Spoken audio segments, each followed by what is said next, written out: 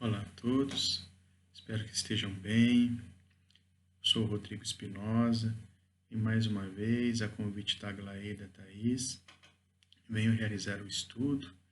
Espero que seja de proveito a todos e já de início agradeço mais uma vez ao convite, sempre tão carinhoso da casa, do Núcleo Espírita Luzita Pedroso. Hoje nós vamos conversar sobre o tema modos de orar.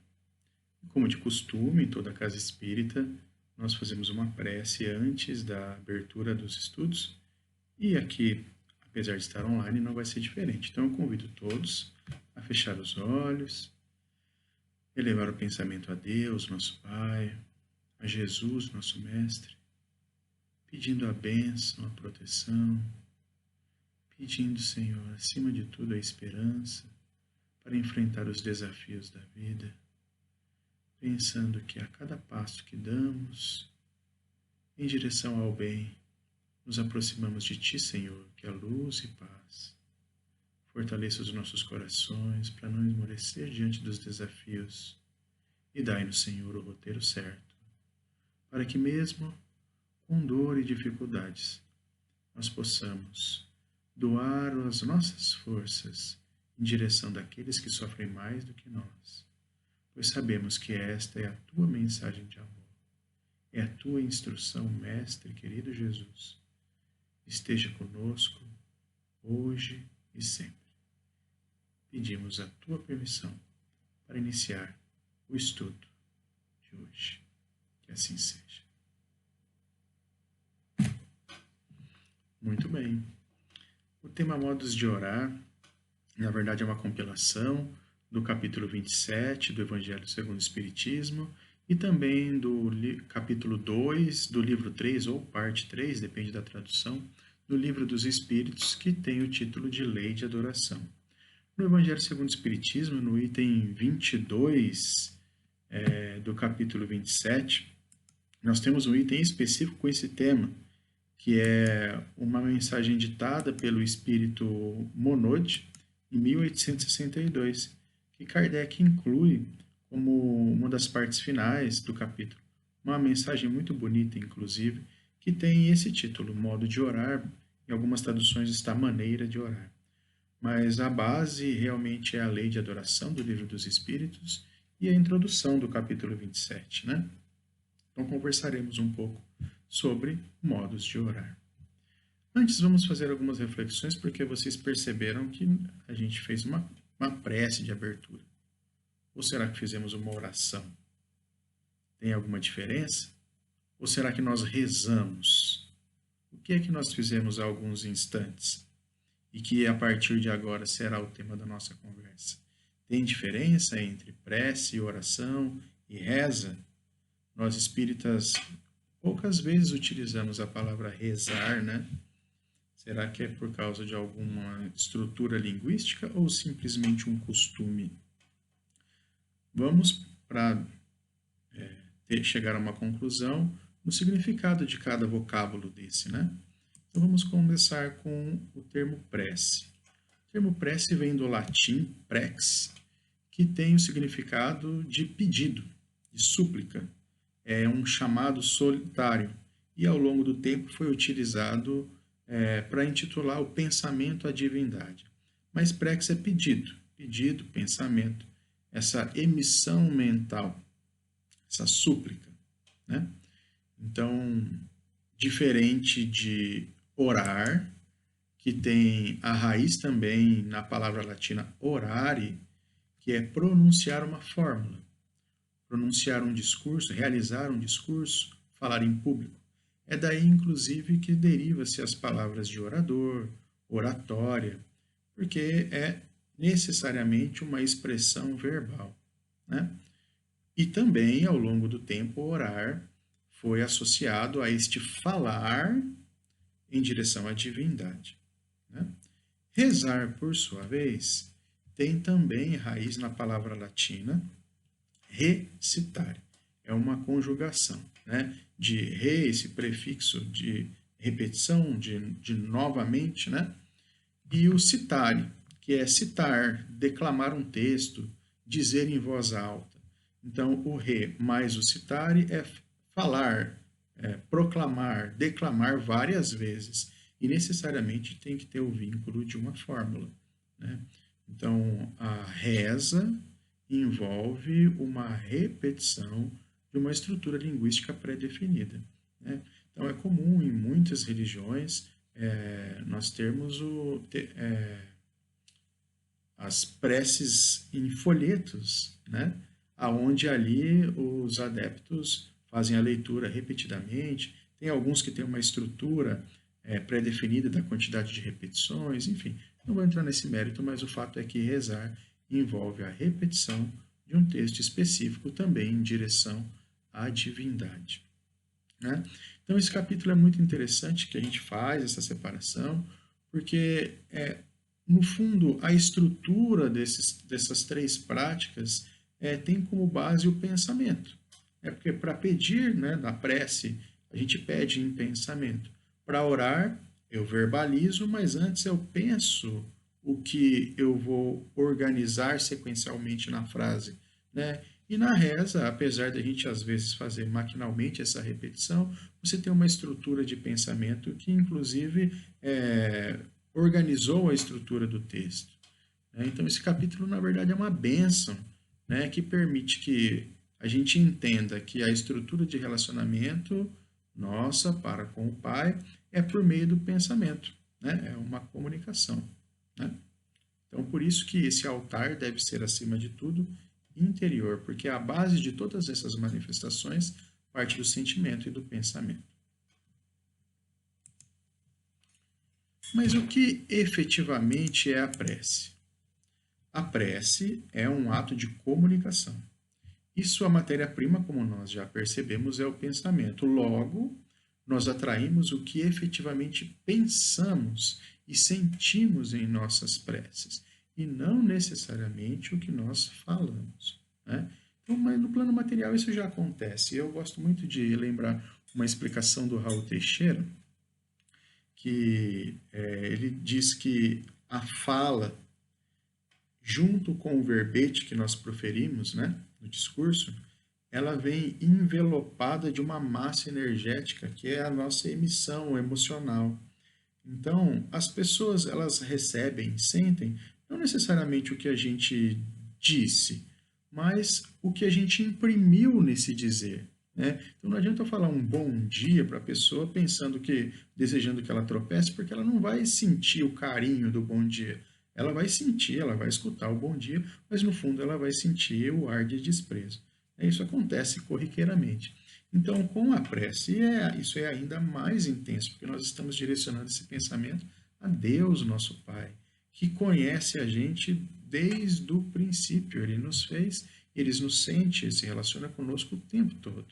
Então, não há como enganar a Deus, e nem deve ser essa a intenção durante a prece. Porque, acima de tudo, Deus não nos desampara nunca, né?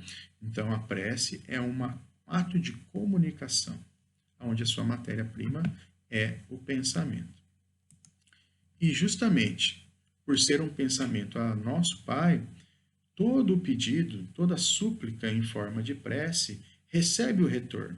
O que acontece é que, como a gente analisa poucas vezes o que a gente está pedindo, em certas situações a gente tem a falsa impressão que nós não recebemos, mas nós recebemos o que efetivamente precisamos, não necessariamente o que nós solicitamos, né? Então, às vezes vem aquela reflexão, será que a gente não está pedindo como uma criança, que às vezes, num ato ingênuo, quer interagir com um objeto perigoso, uma situação que pode trazer dor e sofrimento para ela, acidentes talvez? Não é o dever do pai prevenir, proteger a criança dessa experiência dolorosa? Assim também é Deus para conosco. Então, às vezes, os nossos pedidos não são o melhor para o momento, mas nós sempre recebemos a base de proteção que vai fortalecer as nossas ações sequenciais. Então, Deus está conosco sempre e nos dá as ferramentas para transpor as dificuldades. Mas, como a gente é meio imediatista, digamos assim, né? Queremos o que nos é conveniente, né? E segundo a nossa visão relativamente limitada da vida, né? Então, poucos sentem verdadeiramente o plano espiritual como algo real, né, em nossas vidas. Então, geralmente os nossos interesses são materiais. E isso nem sempre é permitido para a nossa própria proteção. Quando passarmos a olhar a vida de cima, como diz Kardec, né, do alto da montanha, vendo os grãos de areia voar ali na base, a gente vai conseguir ver todos os relacionamentos, não só dessa vida, mas de outras. Aí sim perceberemos que Deus estava conosco o tempo todo, né? E que naquela situação em que nós pedimos de maneira equivocada, Ele nos conduziu para o caminho melhor, sem que a gente percebesse, né? No fundo, nos falta fé. Nos falta fé porque o objetivo da nossa existência é realizar essa mudança interior, essa transformação, né, de progresso moral, progresso intelectual, mas principalmente progresso moral, né? Então, Deus nos conduz para esse progresso, sem que às vezes a gente se dê conta. Então, nossas preces são, sim, sempre atendidas, né? Mas existe uma hora específica para eu fazer a prece? Que horas eu começo a fazer a prece? Tem que fazer mais de uma por dia? Como que é o cronograma de prece diária que Deus espera de nós, né? Lá no item 22 do capítulo 27 do Evangelho segundo o Espiritismo, inclusive tem o título Pedi e obtereis, né? Um título bem sugestivo. O Espírito Monod nos abre a sua mensagem dizendo: o primeiro dever de toda criatura humana, o primeiro ato que deve assinalar sua volta à vida ativa de cada dia, no caso é o mundo material, né? É a prece. Independente do culto, a prece deve ser dita logo ao retornar do sono, elevando a Deus com reconhecimento por todos os benefícios recebidos até aquele dia. Que pesada, quando eu li isso, eu falei, nossa Senhora, eu não estou cumprindo o meu dever básico, que é agradecer a Deus pela vida, agradecer a Deus pela família, agradecer a Deus pela oportunidade de expressar o meu pensamento, de me manifestar fisicamente enquanto encarnado, né? Muitos irmãos têm limitações físicas, limitações de expressão intelectual, não é? Então, nesse dormir e levantar, muitas vezes nós recebemos auxílio dos nossos anjos protetores, que nos inspiram, que nos instruem para retornar mais esclarecido para enfrentar os desafios da vida. Então, Monod nos diz que, ao despertar, o nosso primeiro dever é a prece, essa prece de agradecimento. Só que essa conversa íntima com Deus, ela precisa ser contínua. Ela não tem um horário pré-estabelecido. Esse é um dever, mas não quer dizer que seja o único dever de comunicação, agradecimento para Deus, né? De relacionamento para com Deus, né? Então, nesse processo de comunicação, como a matriz é o pensamento, nós podemos nos comunicar com Deus o tempo todo, na verdade. E deveria ser esse a dinâmica, né? Então, de uma forma mais técnica, a prece, essa comunicação, é uma projeção do pensamento que estabelece uma corrente fluídica que se desloca no espaço, no universo. Então, todos os seres encarnados estão mergulhados no que a gente chama de fluido, na verdade, no que Kardec denominou de fluido cósmico universal. É uma massa de matéria fluida, né, que tão sutil que se transforma, ela é a configuração básica de todas as estruturas materiais. Então, esse fluido ocupa o espaço e o pensamento se desloca nesse fluido de uma maneira análoga como o som se desloca no ar aqui na Terra, né? Então, todo o ambiente terrestre aqui na crosta está preenchido integralmente pelo ar, né? Então, quando eu falo, essas partículas vibram e fazem com que as membranas internas do ouvido captem essa vibração, convertam isso em sinal elétrico e eu consiga processar dentro do meu cérebro. Óbvio que de uma maneira muito, muito, muito simplificada, me perdoa o pessoal da área da saúde se eu disse algo equivocado, mas o fato é que sem o ar nós não conseguimos transmitir o som, não é? Então, assim como o som se desloca, né, por essa condução material, o nosso pensamento também se desloca, né, no espaço.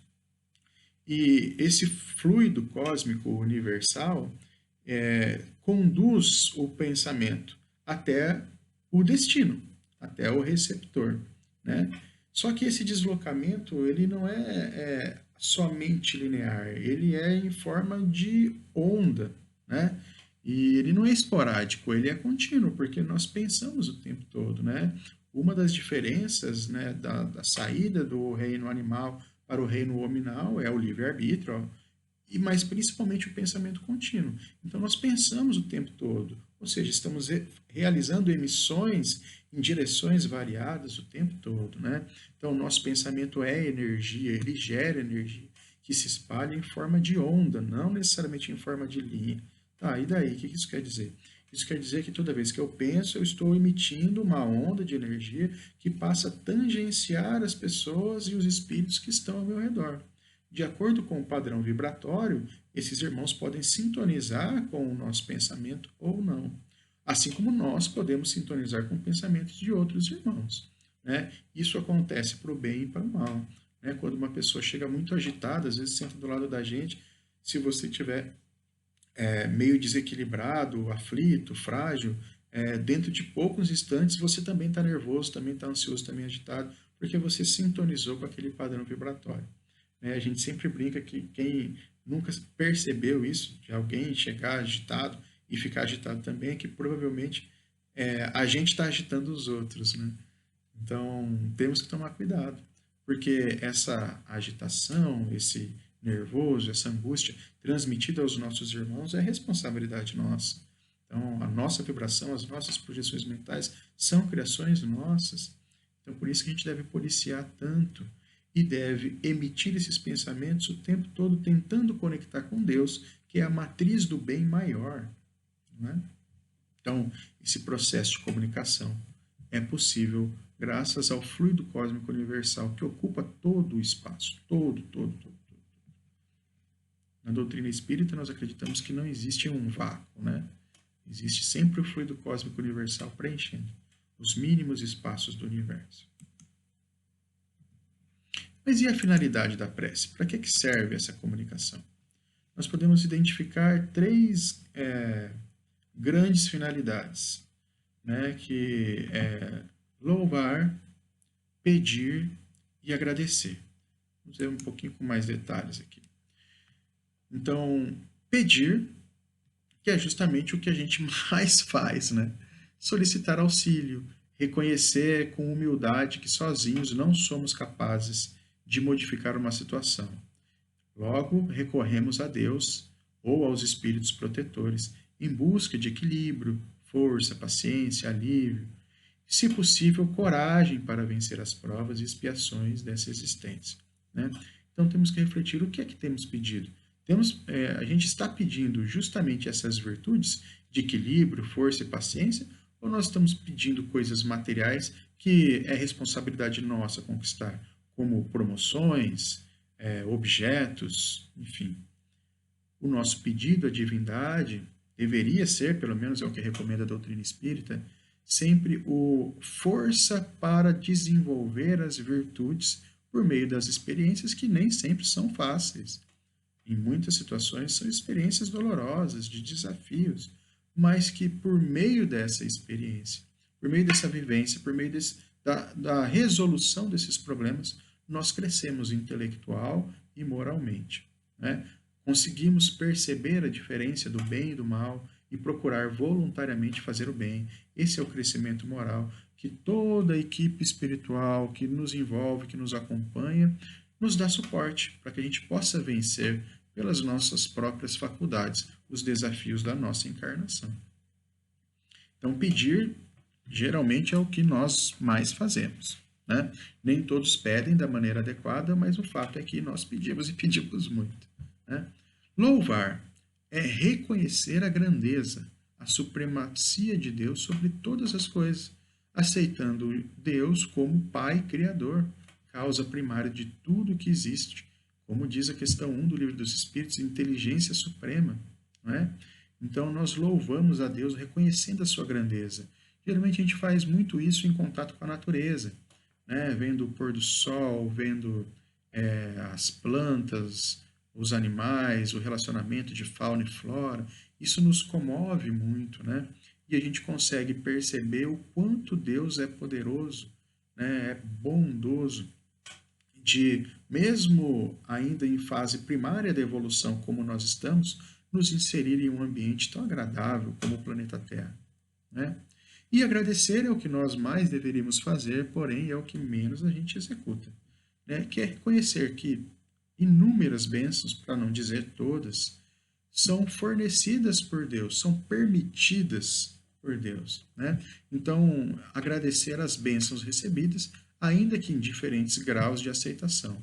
A alegria, a bênção do trabalho, a oportunidade de servir em uma religião, qualquer ela que seja, a esperança, a família, os amigos, enfim, né? Então, louvar, pedir e agradecer geralmente são as finalidades. Nós fazemos prece, né, para uma dessas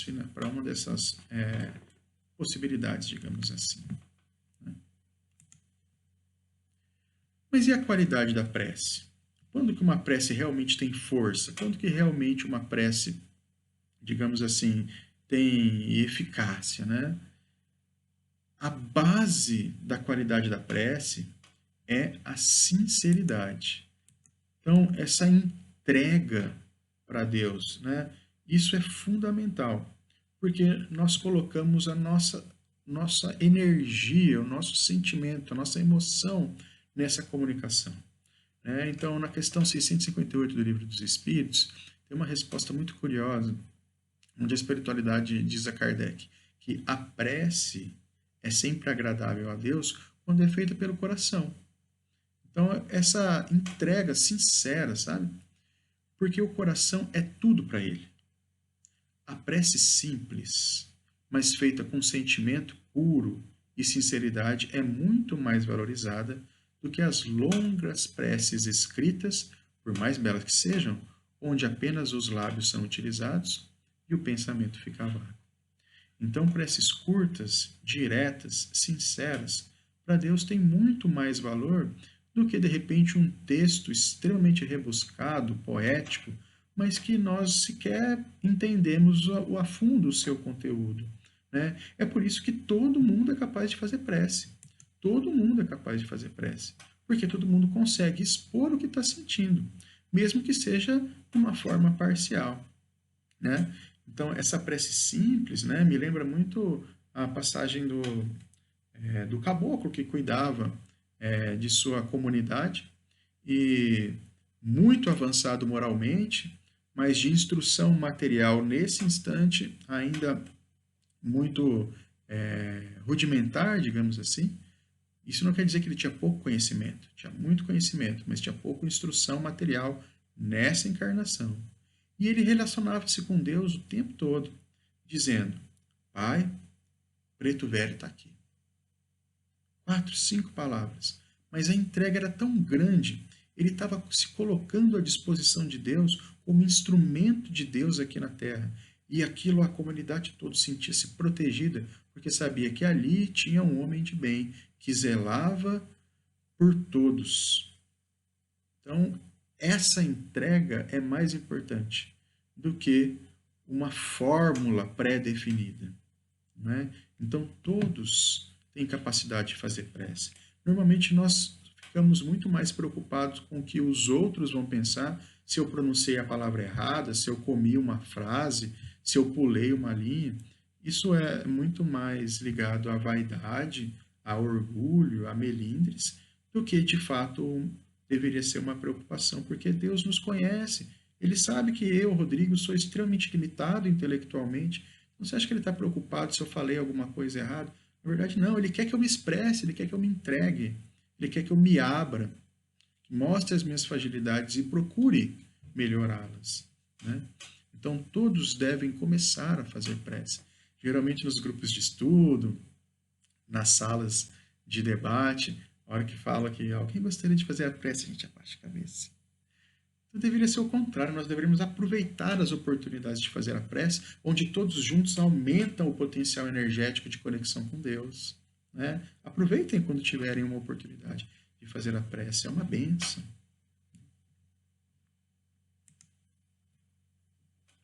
As propriedades da prece. Já vimos que sinceridade é fundamental, mas existe alguma estrutura, digamos assim, por trás dessa projeção do pensamento? Sim, existe. Existe 3 básicas, que são básicas não, que são a base, né? Existem muitas, mas 3 formam a base das propriedades da prece, que é a razão, sentimento e vontade. Vamos ver de pertinho os 3. Razão. Por meio de nossa inteligência, do discernimento, fornecemos direção ao pensamento. Então, é destinatário, objetivos do que pedimos, tudo isso tem que ser racional. A gente tem que ter certeza do que a gente está pedindo, temos que ter certeza para quem estamos direcionando. Né? Então, o sentimento é o que vai dar a cor a essa emissão mental, né? Essa frase, esse pedido íntimo. Né? Então, o sentimento ele vai introduzir o nosso potencial emocional. São as qualidades do coração, isso vai dar o padrão vibratório da nossa emissão. Né? E a vontade, que é o quanto efetivamente queremos. O que vai impulsionar, é o que vai levar até o destino, é o que vai dar força, né, a esse estímulo. Então, razão, sentimento e vontade. Né? Só que está faltando mais uma coisinha que eu não coloquei, que é o merecimento. Então, junto com razão, sentimento e vontade, para que a gente receba o que efetivamente estamos pedindo, é necessário que a gente mereça. Merecer não simplesmente de falar, nossa, né, ele é uma pessoa tão dedicada e merece isso como um prêmio. Não, é merecer por meio dessa entrega de Deus, isso vai facilitar o nosso caminho, vai facilitar as nossas decisões, vai nos auxiliar em encontrar uma solução. Não é um prêmio, é uma espécie de ferramenta para que a gente possa trabalhar em prol daquilo que nós desejamos. Né? Mas para merecer, nós precisamos, antes de tudo, buscar o quê? Nos alinharmos à lei de Deus. Porque esse merecimento envolve dedicação na transformação íntima. Então, a gente merece quando a gente busca de forma árdua e dedicada o que nós espíritas chamamos de reforma íntima. E isso é tão presente que lá no capítulo de Mateus, capítulo 6, versículo de 5 a 8, né, isso também está presente no Evangelho segundo o Espiritismo, Jesus diz assim: quando vos apresentardes para orar, se tiverdes alguma coisa contra alguém, perdoai-lhe, a fim de que vosso Pai que está nos céus perdoe também os vossos pecados. Então, olha só que interessante, né? Quando vos apresentardes a orar, se tiver qualquer coisa contra alguém, perdoai-lhe, a fim de que vosso Pai que está nos céus perdoe também os vossos pecados. É assim que a gente constrói o merecimento, nesse desejo sincero de reorganizar a nossa vida, de aparar as arestas dos nossos relacionamentos. Né? Jesus continua ainda: se vós não perdoais, vosso Pai que está nos céus não vos perdoará também os vossos pecados. Então, nós inclusive falamos o tempo todo na oração dominical, não é? Perdoai as nossas ofensas à medida que perdoamos os nossos ofensores. A gente esquece e não presta muita atenção, mas a gente está fazendo um contrato com Deus, né? E esse é o merecimento. Então, nós seremos perdoados se merecermos, porque construímos o perdão nos relacionamentos com os nossos irmãos. Né? Então, o merecimento fortalece a prece. É necessário que a gente se esforce, porque isso é difícil. Estamos falando de uma maneira teórica aqui, é um momento de estudo, é muito difícil a gente se entregar e resolver todas as desavenças com aqueles irmãos que ainda pensam diferente de nós, mas já reconhecemos que é necessário, por mais difícil que seja, não é? Então devemos enfrentar esses desafios, porque isso faz parte das nossas tarefas diárias, é o nosso dever. A prece, ela tem que ser envolvida em ação. Jesus já disse que para Deus ouvir as nossas preces, nós precisamos perdoar e buscar a reconciliação. Então, será que essa busca pela reconciliação já não é a própria prece? Já não é o que Deus espera de nós? Né? Será que a prece não está também envolvida no cumprimento dos nossos deveres? A hora que a gente tenta se alinhar à lei de Deus, se a prece é a comunicação, é a conexão com Deus, será que nesse meu contato com aqueles irmãos que precisam de um auxílio de qualquer natureza, seja físico, intelectual, emocional, já não é uma conexão com Deus, não é? Então o trabalho no bem é a maior prece. Pois o trabalho no bem é uma ligação imediata com a divindade. É a expressão da divindade, a expressão mais pura da divindade na Terra. É o amor, é a caridade. Então, toda vez que nós estamos exercendo o amor e a caridade, nós estamos em conexão com Deus. E se a prece é uma projeção do pensamento para a conexão com Deus, indiretamente nós estamos fazendo uma prece, pelo menos numa maneira teórica. Então, o cumprimento dos nossos deveres para com os semelhantes, para com o próximo, como diz o Evangelho, é a base de uma conexão intensa e pura com Deus. Porque é o cumprimento do que Ele espera de nós. Então, a prece do dia é o cumprimento com amor dos nossos deveres, né? Pois o trabalho no bem nos liga a Deus. Já em vias de conclusão, Deus sabe discernir o bem do mal. Então não adianta a gente tentar barganhar com Deus. Toda vez que a gente se propõe de uma maneira sincera, devotada, pura em cumprir os nossos deveres para com os semelhantes, nós estamos nos conectando com Deus. Né? Na questão 661 do Livro dos Espíritos, a resposta a Kardec, da espiritualidade superior, é muito direta nesse aspecto. Diz o seguinte, a questão: Deus sabe discernir o bem do mal. A prece não oculta os erros. Aquele que pede a Deus o perdão de suas faltas não o obtém se não mudar de conduta. Olha que pesado isso, né? Não obtém se não mudar de conduta. As boas ações são as melhores preces, porque os atos valem mais do que as palavras. De novo, ó, as boas ações são as melhores preces, porque os atos valem mais do que as palavras. Então, Jesus, a doutrina espírita, de um modo mais abrangente, deixam claro que a prece, aliada às nossas ações, santifica as nossas intenções. É assim que verdadeiramente seremos ouvidos por Deus. Não é simples, em alguns momentos esse trabalho é bem árduo, mas é um caminho infalível para a felicidade e para a nossa paz interior. Né?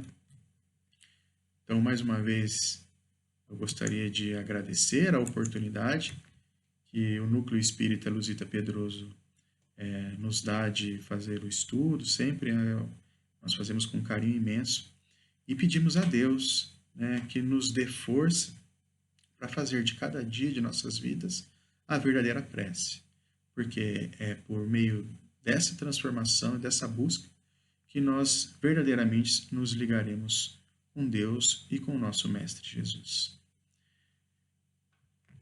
Então nós vamos encerrar o nosso estudo fazendo mais uma prece.